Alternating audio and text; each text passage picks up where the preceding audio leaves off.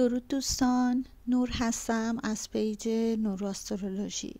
آسترولوژی چیست؟ آسترولوژی علمی است که به بررسی تأثیرات سیارات و کائنات بر روی زندگی انسان میپردازه.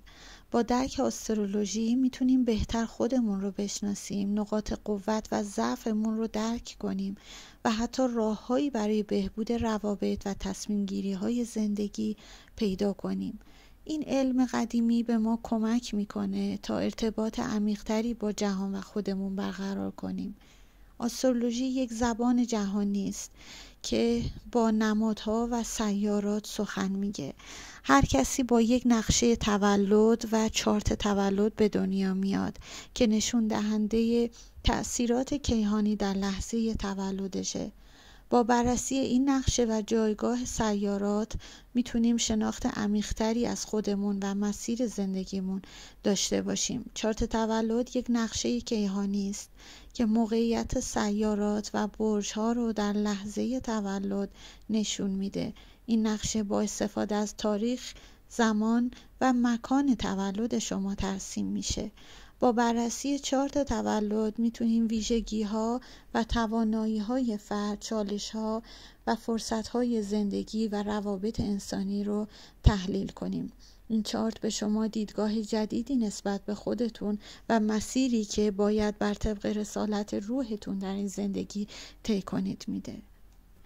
چارت تولد چیست؟ تفسیر چارت تولد چه کمکی میتونه در روتین زندگی ما انسان‌ها داشته باشه؟ در واقع چارت تولد مثل یک چراغ راه و نقشه راه هست. چارت تولد میتونه جنبه‌های مختلفی از زندگی فرد رو بررسی کنه. شخصیت ما با بررسی برج‌ها و سیارات الگوهای رفتاری و شخصیت فرد مشخص میشه. روابط ما، جایگاه سیارات در خانه‌های روابط نشون دهنده نوع ارتباطات و چالش‌های عاطفیه. شغل و امورات مالی ما، خانه‌های مربوط به مسائل مالی و شغلی اطلاعاتی درباره مسیر حرفه‌ای و منابع مالی و استعدادهای شغلی فرد ارائه میده. رشد و تحصیلات، سیارات مرتبط با یادگیری و رشد شخصی، مسیر تحصیلی و رشد فرد رو نشون میده. اینها فقط بخشی از موضوعاتیه که میتونیم با چارت تولد بررسی کنیم. در مورد ازدواج، چارت تولد میتونه نشون بده که فرد چه نوع شریک زندگی رو جذب میکنه و چالش‌های ارتباطی در روابط عاشقانه اون چیا میتونن باشن. برای مهاجرت، بررسی جایگاه سیارات در خانه‌های مرتبط با سفر و تغییرات جغرافیایی اطلاعاتی درباره احتمال موفقیت و چالش‌های مهاجرت ارائه میده. در زمینه سلامت و بیماری‌ها، برخی خانه‌ها و سیارات نشان دهنده نقاط قوت و ضعف بدنی و پتانسیل‌ها و بیماری‌ها هستند.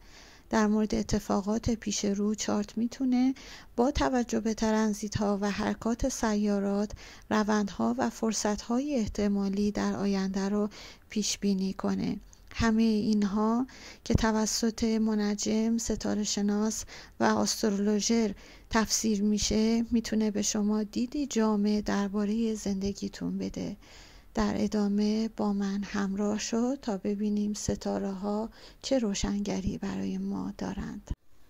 ممنونم همراهی که تا اینجا همراهیم کردی. من ایمان دارم که این آگاهی به طور اتفاقی در مسیر شما قرار نگرفته و قطعا در ارتقای رشد روحی هم رسالتی داریم و ممنون میشم که با لایک و اشتراک گذاری از من حمایت کنی و دست روحت رو به من بده تا ببینیم آسمون خدا در ادامه برای ما چه رقم زده.